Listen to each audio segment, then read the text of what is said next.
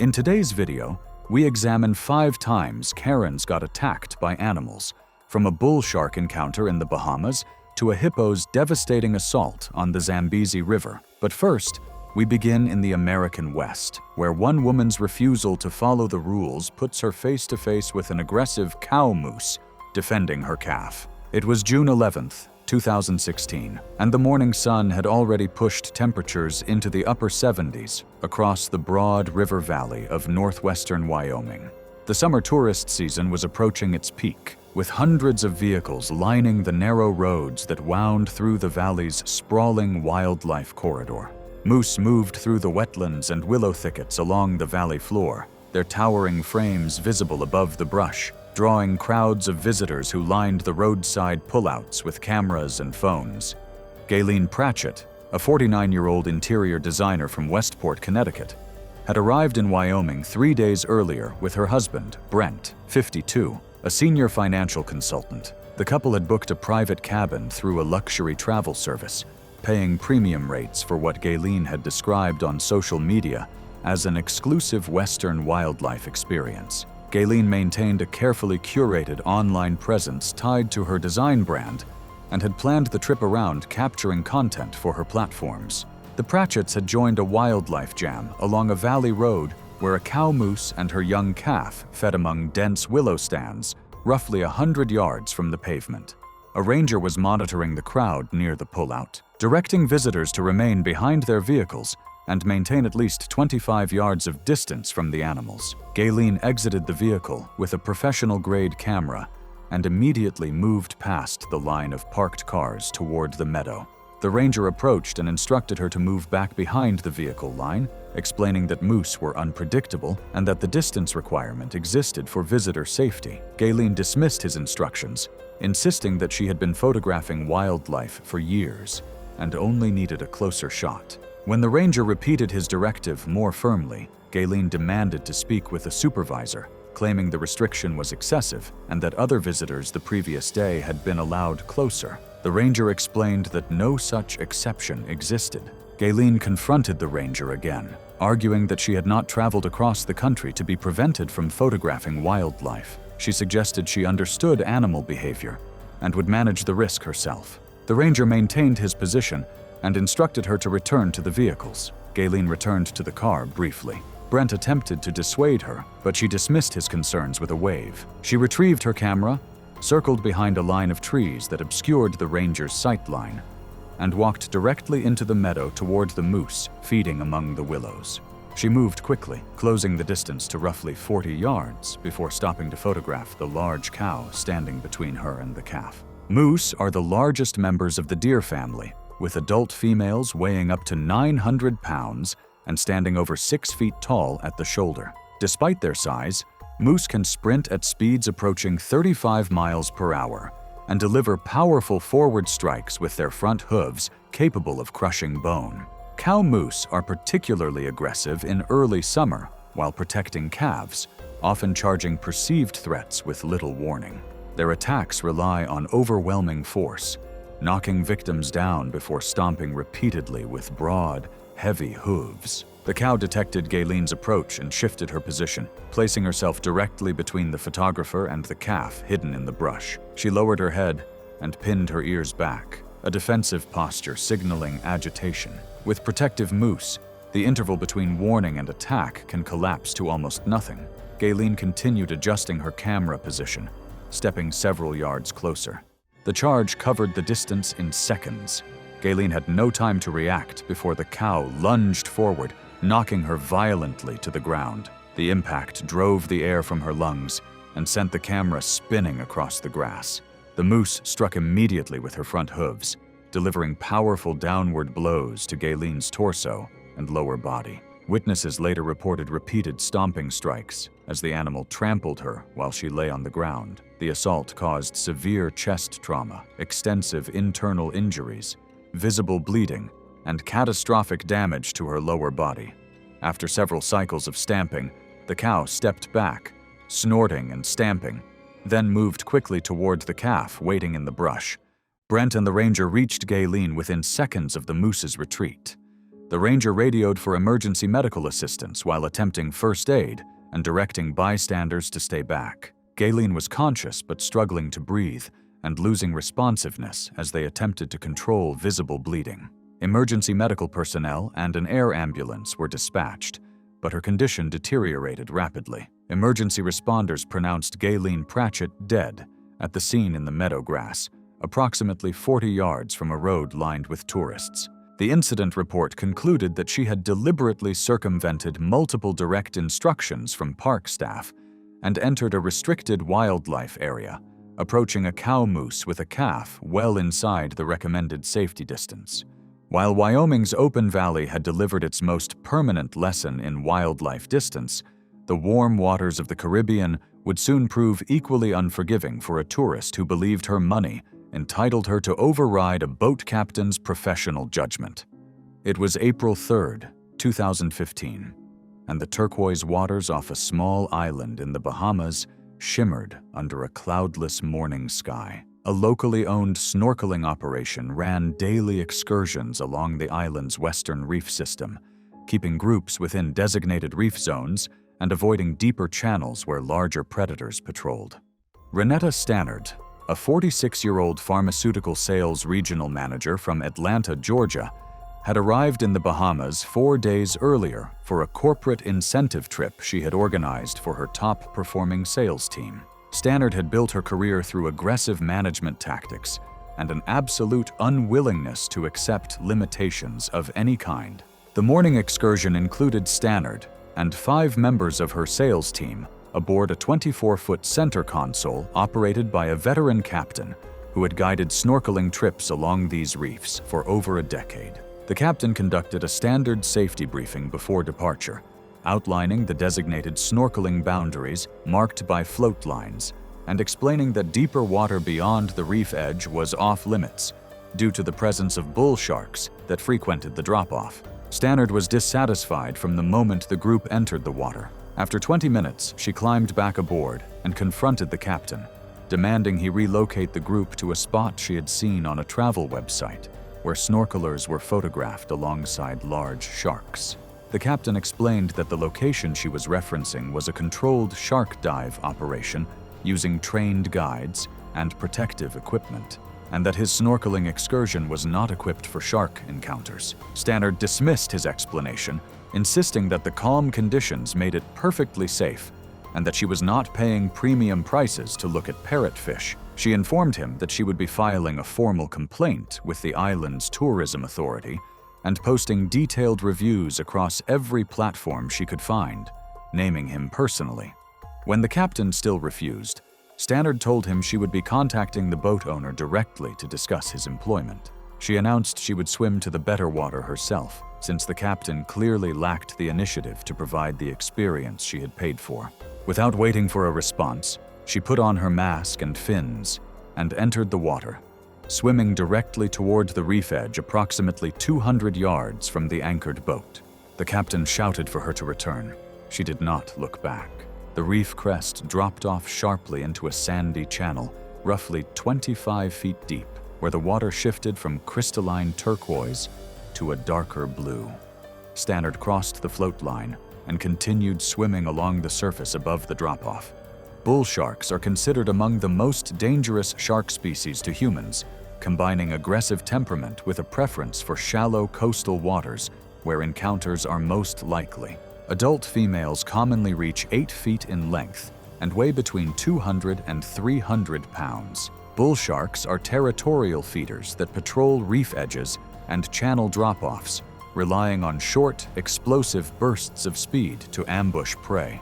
Their bite force exceeds 1,300 pounds per square inch, and their serrated teeth are designed to shear through flesh and cartilage with brutal efficiency. Most bull shark attacks involve a single strike and release, though in some cases the shark will return for a second bite, particularly when the victim's thrashing triggers a renewed predatory response. The bull shark had been patrolling the channel since early morning, moving along the reef edge in a pattern consistent with territorial feeding behavior. The 8-foot female detected the rhythmic splashing of Stannard's fins from a considerable distance. The irregular surface disturbance mimicked the profile of distressed prey. The strike came from directly below. The shark's jaws clamped onto Stannard's left leg just above the knee, serrated teeth shearing through muscle and grinding against bone. The impact pulled her beneath the surface momentarily before she resurfaced, screaming and thrashing. The initial bite had already opened deep lacerations through tissue and tendon, but her violent kicking appeared to provoke a second pass. The shark released, swept past, and turned back on the same leg lower, near the calf. The serrated teeth tore through what remained of intact muscle and severed the popliteal artery, clouding the water dark red around her. The captain had seen Stannard moving beyond the reef line and was already pulling anchor when the attack began. He reached her position within 2 minutes, pulling alongside as a team member helped drag Stannard aboard. Blood poured across the deck from catastrophic wounds on her left leg. The captain fashioned a tourniquet from towline while radioing for emergency medical transport, but Stannard had stopped responding by the time the boat cleared the reef line. Renetta Stannard was pronounced dead before reaching the island clinic. The investigation confirmed that she had deliberately left the designated snorkeling area against the captain's explicit instructions and entered waters known for bull shark activity. The captain and operation were cleared of liability. While the Caribbean had exacted the ultimate price from one defiant tourist, the remote waterways of Australia's Northern Territory would soon deliver an equally devastating outcome for a woman who treated every safety rule as a personal insult. It was September 28, 2017, and the late dry season had baked the landscape of Australia's Northern Territory into a palette of rust and ochre. River levels had dropped to their annual low, concentrating wildlife along shrinking waterways and making crocodile sightings virtually guaranteed for the tour operators who navigated the region's tidal rivers. Jacintha Werribee, a 51-year-old real estate broker from Melbourne, had traveled north as part of a 2-week holiday with a longtime friend. Her companion would later describe Werribee as someone who treated every interaction as a negotiation she intended to win. The pair had booked an afternoon crocodile viewing cruise aboard a flat-bottomed aluminum vessel operated by a small family-run tour company. The boat carried 10 passengers and a 2-person crew consisting of the captain, a river guide with over 15 years of experience, and a deckhand responsible for passenger safety. The captain conducted a thorough safety briefing before departure, emphasizing that passengers must remain seated at all times, that no part of the body should extend beyond the railing, and that certain tributaries were restricted due to the presence of large territorial males. Werribee began expressing dissatisfaction within the first 30 minutes. The main channel offered sightings of several basking crocodiles at distances of 40 to 60 yards, which she declared inadequate for the price she had paid. She approached the captain and demanded he navigate into a narrow side channel where a massive crocodile had been visible from the main river. The captain refused, explaining that the side channel was shallow, narrow, and home to a dominant male estimated at over 17 feet that had displayed aggressive behavior toward vessels in previous seasons.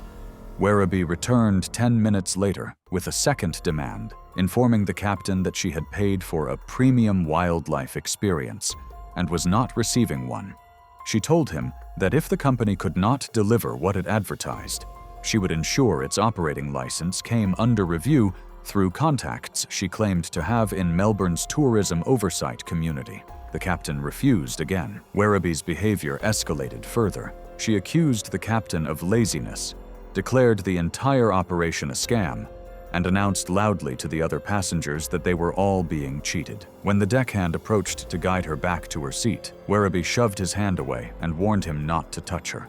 She stationed herself at the bow railing with her camera, standing despite repeated instructions to remain seated. Other passengers later confirmed the deckhand had asked her to sit down at least 4 separate times. As the boat passed the mouth of the restricted side channel on the return trip, Werribee climbed onto the lower rung of the bow railing to photograph the channel entrance, leaning her upper body well beyond the vessel's edge. The deckhand moved toward her immediately.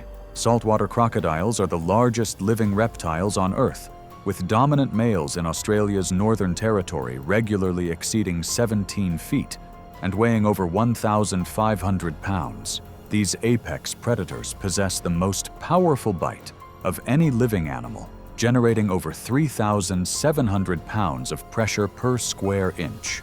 Their ambush strategy relies on remaining motionless near the surface, virtually invisible in murky water, before launching vertically with explosive speed. The attack sequence involves clamping onto a victim and immediately initiating a death roll, a violent spinning maneuver that disorients prey and tears tissue before the crocodile drags its victim beneath the surface to drown.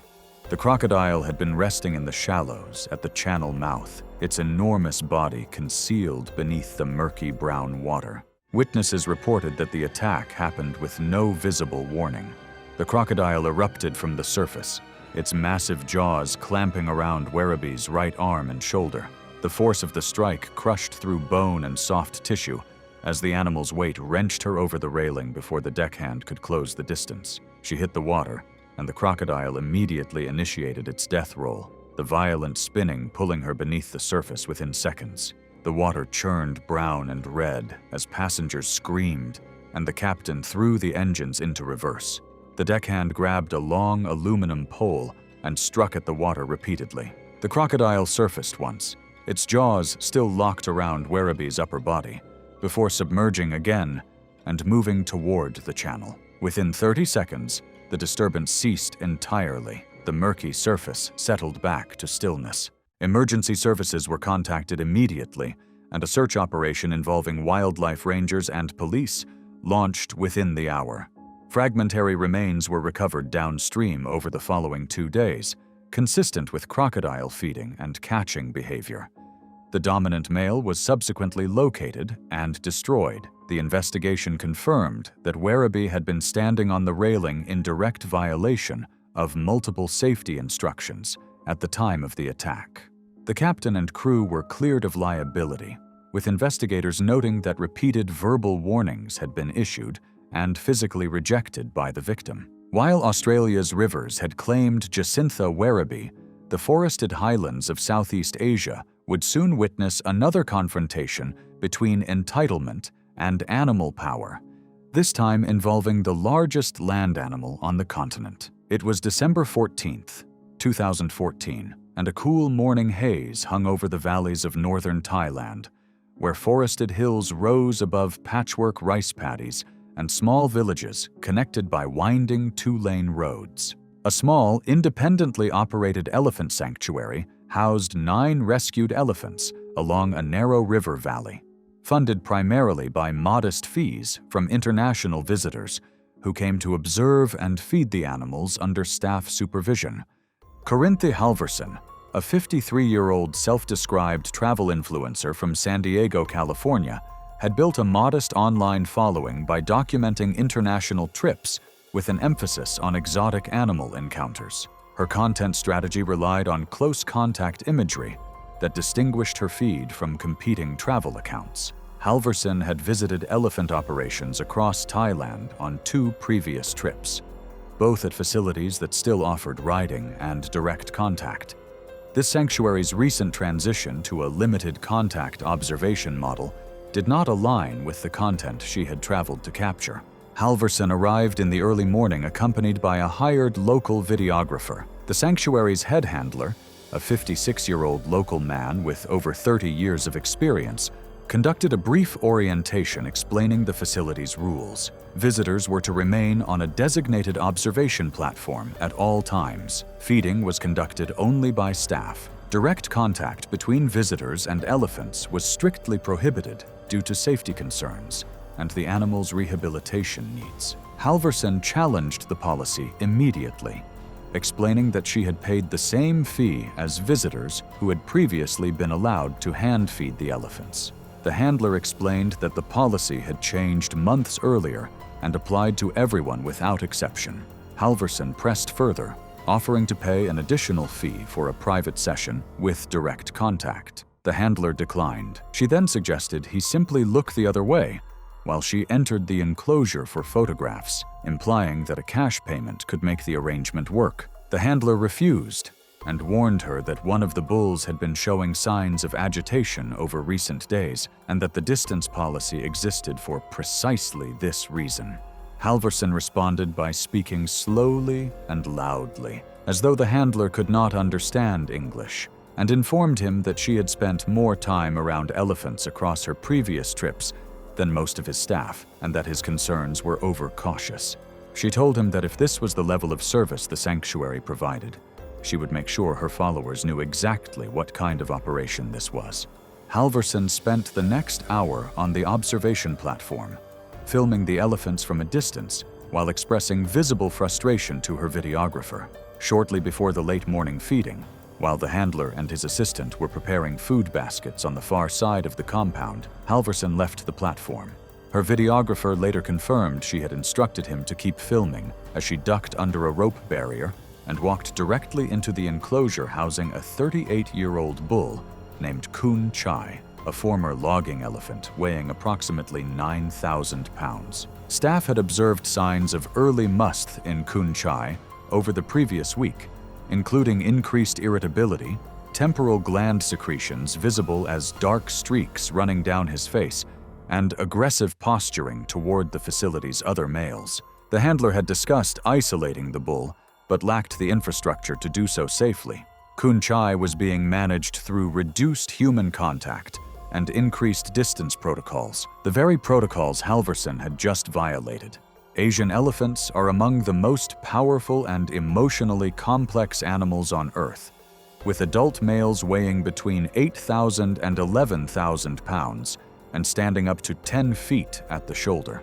Male elephants periodically enter must, a hormonal state characterized by surging testosterone levels that can increase aggression by orders of magnitude. During must, even elephants with decades of human contact can become unpredictably violent. Physical signs include temporal gland secretions, strong odor, and constant dribbling of urine. A single strike from an elephant's trunk can generate enough force to shatter bones, and their massive feet exert thousands of pounds of crushing pressure.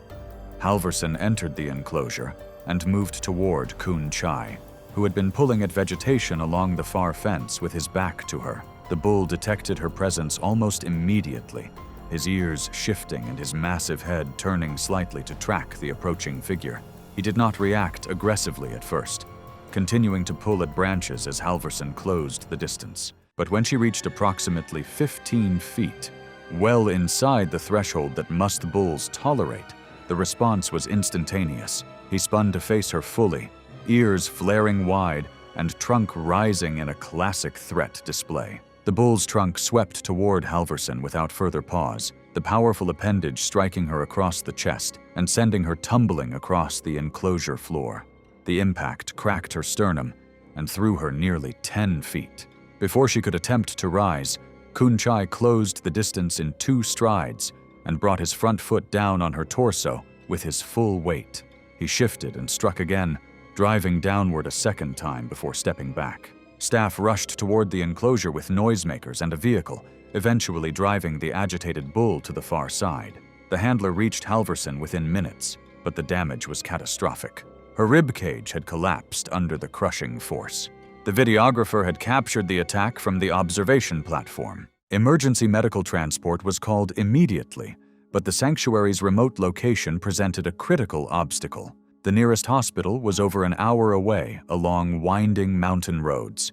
Halvorsen lost consciousness during the journey. She was pronounced dead upon arrival. The cause of death was determined to be catastrophic crushing injuries to the chest, resulting in collapsed lungs and massive internal hemorrhaging. The investigation confirmed that Halvorsen had entered a restricted enclosure in direct violation of the sanctuary's policies and had approached a bull elephant displaying active signs of must. The handler and facility were cleared of liability. The sanctuary closed temporarily and reopened months later with reinforced barriers and mandatory escort policies. While Thailand's highlands had witnessed an influencer's fatal miscalculation, thousands of miles away on the Zambezi River, the most dangerous confrontation was still to come. In Zambia's remote river country, one woman's relentless intimidation of a young guide would force him into a decision with irreversible consequences. It was August 9, 2018, and the Zambezi River moved sluggishly through the broad floodplain of southern Zambia, its waters reduced by the peak dry season to a fraction of their wet season volume. The shrinking river had concentrated massive pods of hippopotamus into increasingly crowded pools and reed channels, with territorial bulls defending diminishing space against rivals and perceived threats. A small luxury safari lodge operated boat-based game viewing excursions along a stretch of river known for exceptional wildlife density.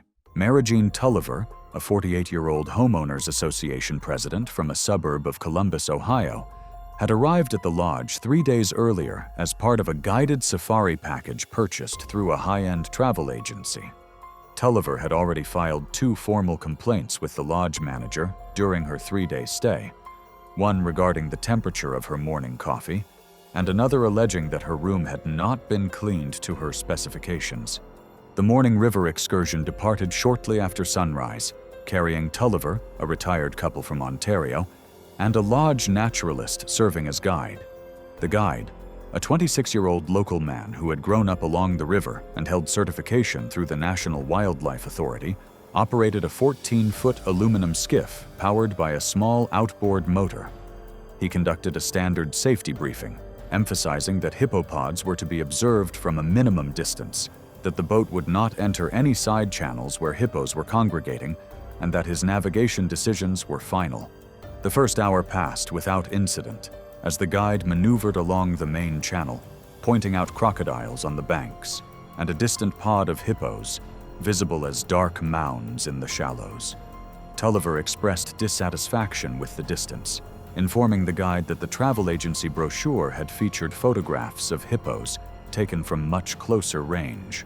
The guide explained that those images were likely taken with telephoto lenses and that approaching pods with calves during the dry season was extremely dangerous. Tulliver dismissed the explanation. She told the guide she had paid a substantial amount of money and expected the lodge to deliver what it had advertised. She pointed toward a shallow reed channel approximately 200 yards from the main river, where at least 15 hippos were visible, including several calves partially submerged alongside their mothers. She demanded the guide take the boat into the channel.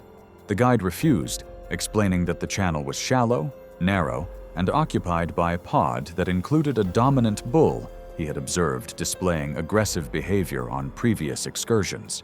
Entering that channel in a small aluminum skiff would place the boat within the bull's defended territory, with no room to maneuver if the animal charged. Tulliver's response escalated sharply. She accused the guide of being incompetent and told him she would be speaking to the lodge owner personally to ensure he was removed from guiding duties. She stated that she had connections in the international travel review industry and that a single detailed account would ensure the lodge never attracted another American client. The retired couple from Ontario attempted to intervene, but Tulliver cut them off. When the guide still did not move, Tulliver stood from her seat, stepped toward the stern, and grabbed the outboard motor's tiller arm, attempting to redirect the boat toward the channel. The guide pulled her hand away and told her firmly that touching the controls was prohibited. Tulliver sat down but continued her verbal assault, questioning the guide's qualifications and implying that his refusal was based on cowardice rather than genuine safety concerns. The lodge operated on thin margins and depended entirely on positive reviews from international guests. Previous complaints from wealthy clients had resulted in guides losing their positions. After several more minutes of sustained pressure, the guide turned the boat toward the channel. Hippopotamuses are among Africa's most dangerous animals, responsible for an estimated 500 human fatalities annually across the continent. Adult bulls weigh between 3,000 and 4,000 pounds and can reach lengths exceeding 14 feet. Despite their enormous bulk, hippos are capable of explosive movement in water, charging through shallows at speeds that outpace a swimming human.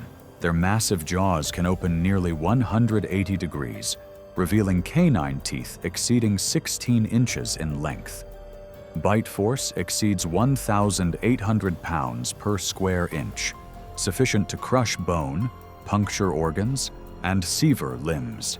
Territorial bulls become extraordinarily aggressive during the dry season when shrinking water forces rival males and pods with calves into increasingly tight quarters. The guide eased the skiff into the channel at minimal speed, the shallow water barely covering the propeller. The reed banks rose on either side, narrowing the available water to approximately 20 feet across.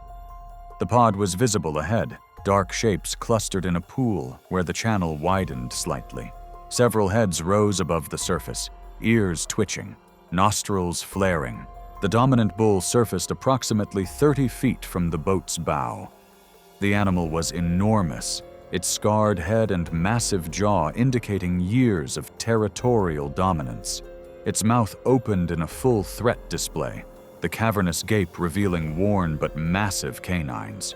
The guide immediately cut the engine and began paddling backward with his hands, trying to reverse the boat out of the channel without the noise of the motor provoking a charge. The bull submerged.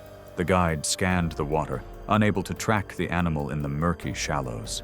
For several seconds, the channel was silent. The bull surfaced directly beside the skiff, its massive jaws rising from the water and clamping down on the aluminum gunnel. The force of the bite crushed the thin metal and tipped the boat violently sideways. Water poured over the low side as the boat capsized, dumping all 4 occupants into waist-deep water. The guide grabbed the nearest passenger, the retired woman, and hauled her toward the reed bank. Her husband was already scrambling through the shallows toward shore. The guide screamed at Tulliver to move toward the bank, but she had surfaced facing the wrong direction, disoriented and flailing in the shallow water less than 15 feet from where the bull had submerged. The bull charged through the shallows with terrifying speed, a wall of dark gray flesh and churning water that closed the distance before Tulliver could react. The hippo's jaws opened wide and came down on her midsection, the massive teeth puncturing her torso from both sides. The bite force crushed her ribcage, shattering bones and puncturing both lungs. The bull lifted her partially from the water, shook once with devastating force, and released. Tulliver collapsed face down in the shallows, motionless. The bull snorted, wheeled around, and retreated toward its pod. The guide and the Canadian couple reached the riverbank and remained hidden in the reeds until the pod settled. A distress call reached the lodge via the guide's handheld radio, and a rescue boat arrived approximately 40 minutes later. The crew recovered Tulliver's body from the shallows. She had died almost instantly from catastrophic bite trauma to the torso, the crushing force having collapsed her ribcage and destroyed both lungs. The investigation determined that the guide had entered a restricted waterway under sustained pressure from a client. The lodge suspended river excursions pending a safety review. The guide cooperated fully with investigators and was not charged, though he did not return to guiding work. Wildlife authorities issued a public statement emphasizing that hippopods during the dry season represent one of the most dangerous wildlife encounters in southern Africa, and that no client request justifies entering a territorial bull's defended space. Thanks for watching. Want to see more? Click on your screen now.